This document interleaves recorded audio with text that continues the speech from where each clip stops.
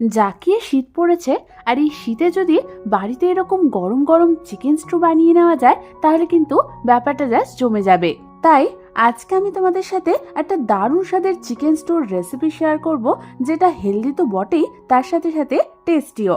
তাহলে চলো রেসিপিটা শুরু করে ফেলি। আর আমি সুস্মিতা তোমাদেরকে আমার চ্যানেল ইয়ামিটস বাংলাতে স্বাগত জানাই। এই চিকেন স্টুটা বানানোর জন্য প্রথমেই আমি এখানে 400 গ্রাম মতো চিকেনকে ভালো মতো ধুয়ে নিয়েছি। এবার আমি এর মধ্যে একে একে দিয়ে দেবো 1 চামচ পরিমাণ নুন, হাফ চামচ পরিমাণ গোলমরিচের গুঁড়ো, 1 চামচ পরিমাণ লেবুর রস আর 1 চামচ পরিমাণ আদা রসুন বাটা।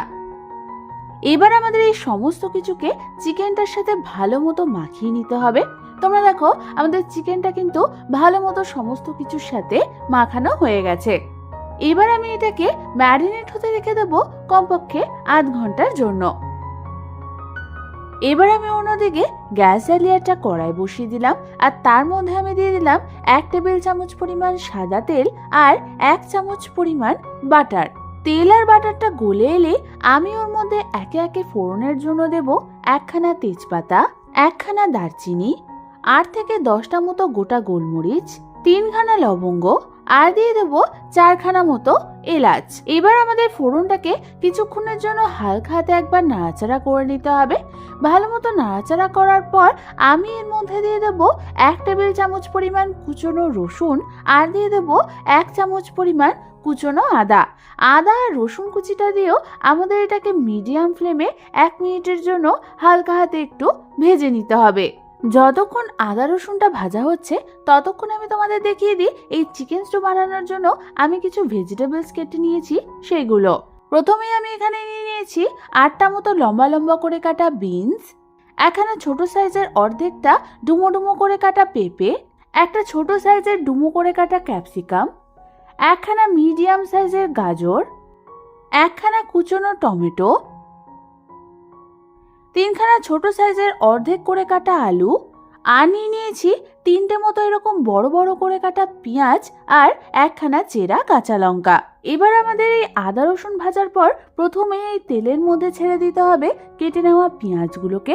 পেঁয়াজগুলো দেওয়ার পর হালকা হাতে একটু নাড়াচাড়া করে নিয়ে আমি এর মধ্যে দিয়ে দেব ম্যারিনেট করে রাখা চিকেনটাকে।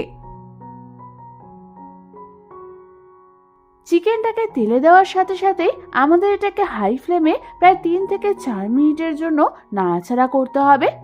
3 থেকে 4 মিনিট ধরে চিকেনটা ভালো মতো নাড়াচাড়া করার পরে আমি এর মধ্যে দিয়ে দেব কয়েকটা কুচনো ধনেপাতার ডাঁটি আর দিয়ে দেব কুচনো টমেটোগুলোকে। টমেটো আর ধনেপাতার ডাঁটি দিয়ে আবারও আমাদের আরও 1 থেকে 2 মিনিট ধরে ভালো মতো এটাকে নাড়াচাড়া করে নিতে হবে। ভালো মতো 1 থেকে 2 মিনিট ধরে নাড়াচাড়া করার পরে আমি এর মধ্যে এক এক করে সমস্ত কেটে নেওয়া ভেজিটেবলসগুলোকে দিয়ে দেব। সমস্ত ভেজিটেবলসগুলো দেওয়া হয়ে গেলে আমি এর মধ্যে দিয়ে দেব 1 চামচ পরিমাণ নুন। নুন দেওয়ার পর আমাদের এই চিকেনটার সাথে ভেজিটেবলসগুলোকে আরও 3 থেকে 4 মিনিট ধরে হাই ফ্লেমে ভালো মতো নাড়াচাড়া করে নিতে হবে।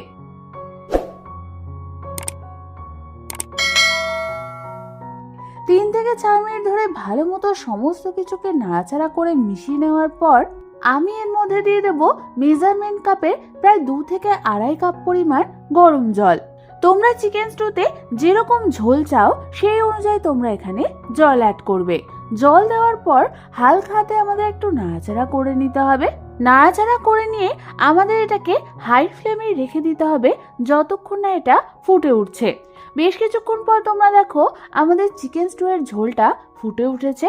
ঠিক এই সময় আমি গ্যাসের ফ্লেমটাকে লো করে দিয়ে এটাকে ঢাকনা চাপা দিয়ে একদম কুক হতে রেখে দেব প্রায় 10 থেকে 15 মিনিটের জন্য। ততক্ষণে আমি অন্যদিকে একটা বাটির মধ্যে নিয়ে নিয়েছি হাফ কাপ পরিমাণ দুধ। এবার এই দুধের মধ্যে আমি দিয়ে দেব 1 চামচ পরিমাণ কর্নফ্লাওয়ার আর 1 চামচ পরিমাণ গোলমরিচের গুঁড়ো। এবার এই দুধ, কর্নফ্লাওয়ার আর গোলমরিচের গুঁড়োটাকে আমাদের ভালো মতো একবার মিশিয়ে নিতে হবে। ভালো মতো মিশিয়ে নিলেই আমাদের কর্নফ্লাওয়ারের সেলারি কিন্তু রেডি হয়ে যাবে। এটা আমাদের পরে রান্নাতে কাজে লাগবে। প্রায় 15 মিনিট পর ঢাকনা খুলে তোমরা দেখবে তোমাদের চিকেন আর ভেজিটেবলসগুলো পারফেক্টলি সেদ্ধ হয়ে গেছে। ঠিক এই সময় আমি এর মধ্যে দিয়ে দেবো বানিয়ে রাখা দুধ কর্নফ্লাওয়ারের ওই মিশ্রণটা, আর দিয়ে দেবো স্বাদ অনুযায়ী নুন আর স্বাদ অনুযায়ী চিনি। এবার সমস্ত কিছুকে আমাদের মিডিয়াম ফ্লেমে হালকা হাতে একবার নাড়াচাড়া করে নিতে হবে। প্রায় 2 থেকে 3 মিনিট ধরে হালকা হাতে নাড়াচাড়া করার পর তোমরা দেখবে আমাদের চিকেন স্টু এর কনসিস্টেন্সিটা ঠিক এরকম হয়েছে। ব্যাস, তাহলেই তৈরি হয়ে যাবে আমাদের দারুণ স্বাদের এই চিকেন স্টুটা। এবার শুধু গরম গরম সার্ভ করার অপেক্ষা। এই চিকেন স্টুটা এমনি শুধু শুধু খেতে তো ভালোই লাগে, তবে এটা পাউরুটি টোস্টের সাথেও কিন্তু দারুণ লাগে খেতে।